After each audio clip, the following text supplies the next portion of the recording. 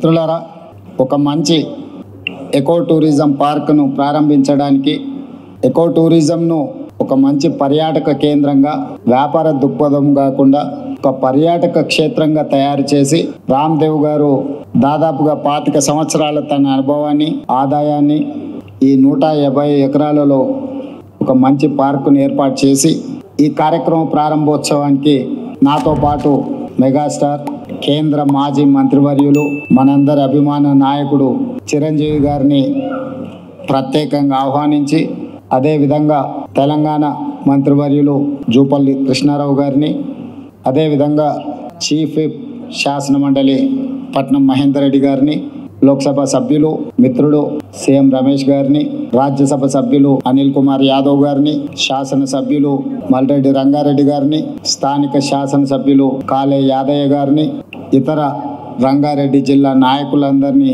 ఆహ్వానించి ఒక మంచి కార్యక్రమాన్ని ఏర్పాటు చేయడం జరిగింది.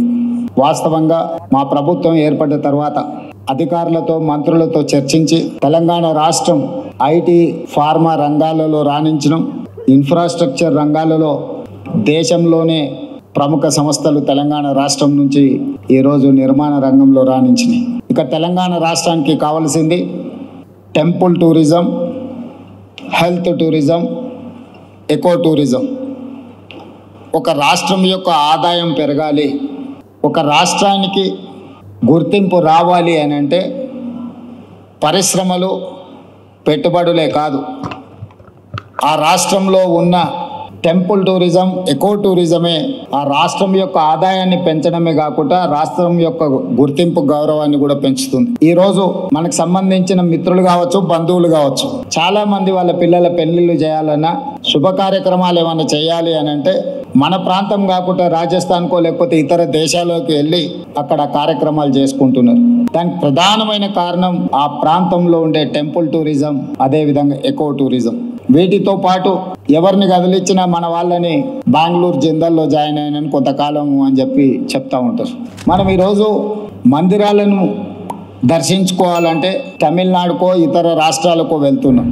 ఫారెస్ట్లో ప్రకృతి సహజ వనరులను చూడాలి అంటే మధ్యప్రదేశ్ లేకపోతే ఇతర రాష్ట్రాలకు వెళ్తున్నాం. అదేవిధంగా హెల్త్ టూరిజం విషయంలో కూడా మనం ఎక్కడెక్కడికో వెళ్లాల్సిన పరిస్థితి. కానీ అన్ని సహజ వనరులు ఉన్న తెలంగాణ రాష్ట్రంలో ఇప్పటి వరకు ప్రభుత్వాల దృష్టి ఈ హెల్త్ టూరిజం మీద, ఎకో టూరిజం మీద, టెంపుల్ టూరిజం మీద ఫోకస్ లేకపోవడం వల్ల అద్భుతమైన ఆలయాలు ఉన్న తెలంగాణ రాష్ట్రం, అది 1000 స్తంభాల గుడి కావచ్చు, యునెస్కో గుర్తింపు పొందిన రామప్ప మందిరం కావచ్చు, లేకపోతే శ్రీశైలం కావచ్చు, రాజన్న వేములవాడ రాజన్న మందిరం కావచ్చు, ఇట్లాంటి చాలా మందిరాలు, ప్రపంచ ప్రఖ్యాతిగాంచిన మందిరాలు మన దగ్గర ఉన్నాయి. ఈరోజు కవాల్ కావచ్చు, tiger reserve forest, Nallamala tiger reserve forest కావచ్చు, జూపల్లి కృష్ణారావు గారు ప్రాతినిధ్యం వహిస్తున్న కొల్లాపూర్ ప్రాంతం, నల్లమల అటవీ ప్రాంతం, కృష్ణానది జలాలు ప్రవహిస్తున్న ప్రాంతం, అక్కడ మందిరాలకు, అక్కడ ప్రకృతి సహజ వనరులకు కొదవలేదు. మల్లెల తీర్థం లాంటి ప్రాంతాలు మన దగ్గర ఉన్నాయి. కానీ వీటికి ఇవ్వాల్సినంత ప్రాధాన్యత, తీసుకురావాల్సినంత గుర్తింపు తీసుకురాకపోవడం వల్ల మన రాష్ట్రంలో temple tourism, eco tourism, health tourism వెనుకబడుతున్నది. ఈరోజు ఎకో టూరిజంలో టూరిజం పాలసీని ఈ మధ్యలోనే శాసనసభలో మనం చర్చించినాం. దానికి మంత్రి జూపల్లి కృష్ణారావు గారే ఆ పాలసీ తయారులో కీలక పాత్ర పోషించింది. రాబోయే కొద్ది రోజుల్లో టూరిజం పాలసీని తీసుకొచ్చి టూరిజం పాలసీలో ఎకో టూరిజంను ప్రోత్సహించాలని ఈరోజు మన ప్రభుత్వం ముందుకు వెళ్తున్నది. కానీ ప్రభుత్వానికంటే ముందే ఎకో టూరిజం ఈరోజు రామ్దేవరావు గారు ఏర్పాటు చేసిన 150 ఎకరాలలో ఒక అద్భుతాన్ని సృష్టించిండు. ఈ అద్భుతం వారికి ఒక్కరికి ఆదాయం తెచ్చిపెట్టేది కాదు, రాష్ట్రానికి కూడా ఆదాయం తెచ్చిపెడుతుంది, రాష్ట్రానికి కూడా గుర్తింపు, గౌరవం తెచ్చిపెడుతుంది. ఈరోజు మనం మొక్కలు కొనాలంటే గోదావరి జిల్లాలకు వెళ్ళాల్సిన పరిస్థితి.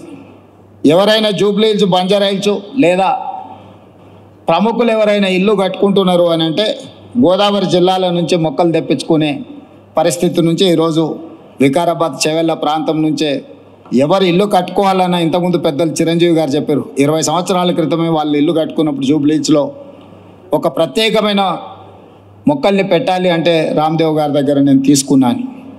ఇది ఇంకా అభివృద్ధి పదం వైపు నడవాలి. ఈరోజు ఇక్కడ జరిగిన అభివృద్ధి ఇక్కడ మన కళ్ళకు కనిపిస్తున్నది 30%. నేను అనుకోవడం ఇంకొక సంవత్సరంన్నర తర్వాత ఇది ఒక అద్భుతమైన పర్యాటక క్షేత్రంగా మారుతుంది అనడంలో ఎలాంటి సందేహం లేదు.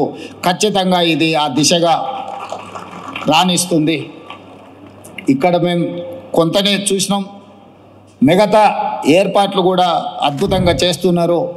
దీంతో పాటు ఇంతకుముందే మా యాదయ్య గారు చెప్తున్నారు, వికారాబాద్కి హవా లాఖో రూపాయి కా దవా అని. వికారాబాద్లో ఉన్న అడవిని ఆనాడు నిజాం సర్కార్ మెడిసినల్ ప్లాంట్స్ పెట్టి మీకు మొత్తం తెలంగాణ రాష్ట్రంలో ఉండే టెంపరేచర్ కంటే చిరంజీవి గారు వికారాబాద్లో వికారాబాద్ అటవీ ప్రాంతంలో 2-3% టెంపరేచర్ తక్కువ ఉంటుంది. లెప్రసీ వచ్చిన వీళ్ళని తీసుకొచ్చి ఇక్కడ వికారాబాద్ ప్లాంటేషన్ అక్కడ వదిలేస్తే 2 monthsలో ఆటోమేటిక్ ఏ ట్రీట్మెంట్ అవసరం లేదు. ఇక్కడ ఉండే ప్రకృతి సహజ వనరుల వల్ల వాళ్ళకి ఆ రోగం నివారించబడుతుంది. గతంలో మెడికల్ ట్రీట్మెంట్ లేనప్పుడు ఎవరికైనా లెప్రసీ వస్తే వాళ్ళ కుటుంబ సభ్యులను ఇక్కడ తీసుకొచ్చి వికారాబాద్లో వదిలేస్తే 2-3 నెలల తర్వాత వాళ్ళని మళ్ళీ తీసుకెళ్తే వాళ్ళు టీబీకి సంబంధించి ఏ సమస్య వచ్చినా ఇక్కడ ఆ కుటుంబ సభ్యులను వదిలేసిపోతే 2-3 నెలలలోనే ఆటోమేటిక్ ఇక్కడున్న ప్రకృతి సహజ వనరులతో వాళ్ళకి తగ్గిపోయాయి. అంటే ఈ ప్రాంతానికి ఒక ప్రత్యేకత ఉన్నది. అందుకే ఈరోజు జిందాల్ లాంటి వాటికి ఎక్కడికో వెళ్ళడం కాదు, ఇక్కడనే పెద్ద పరిశ్రమలకు సంబంధించిన వ్యక్తులు తొందరలోనే ఇక్కడ పెద్ద ఎత్తున ఏర్పాటు చేయబోతున్నారు వికారాబాద్ ప్రాంతంలో. మొన్ననే దావోస్లో అగ్రిమెంట్ చేయడం జరిగింది. తొందరలో వికారాబాదు ప్రాంతాన్ని ఎకో టూరిజంలో పూర్తి స్థాయిలో అభివృద్ధి చెయ్యాలని ప్రభుత్వం ఏదైతే అనుకుంటుందో ఒక అడుగు ముందు ప్రభుత్వానికంటే రామ్దేవ్ గారు వేసి ఇంత మంచి వ్యవస్థని ఇక్కడ ఏర్పాటు చేసిండు. తొందరలో ఈ ప్రాంతం యొక్క అభివృద్ధికి ఇది ఒక ప్రాతిపదిక అవుతుంది. అందుకే ఈరోజు ఈ నిర్వాహకులను రామ్దేవ్ గారిని మనస్ఫూర్తిగా తెలంగాణ రాష్ట్ర ప్రభుత్వం అభినందిస్తుంది. ఇంకా రావాలి ఇట్లాంటి పర్యాటక క్షేత్రాలు. ఇది ఒక వ్యాపార కేంద్రంగా కాకుండా పర్యాటక క్షేత్రంగా కూడా రాణిస్తుంది అనడంలో ఎలాంటి సందేహం లేదు. ఈరోజు నాతో పాటు చిరంజీవి గారు, సీఎం రమేష్ గారు, మా మంత్రులు, శాసనమండలి సభ్యులు, శాసనసభ్యులు అందరూ రావడం, ఇట్లా కార్యక్రమం రోజువారీగా ఎన్నో రాజకీయ కార్యక్రమాలలో పాల్గొంటుంటాం. కానీ ఈ కార్యక్రమంలో పాల్గొనడానికి ఒక ప్రత్యేకత ఉన్నది. ఈ ప్రత్యేకత రాష్ట్రం యొక్క ఆలోచనకు అనుగుణంగా ఉన్నది.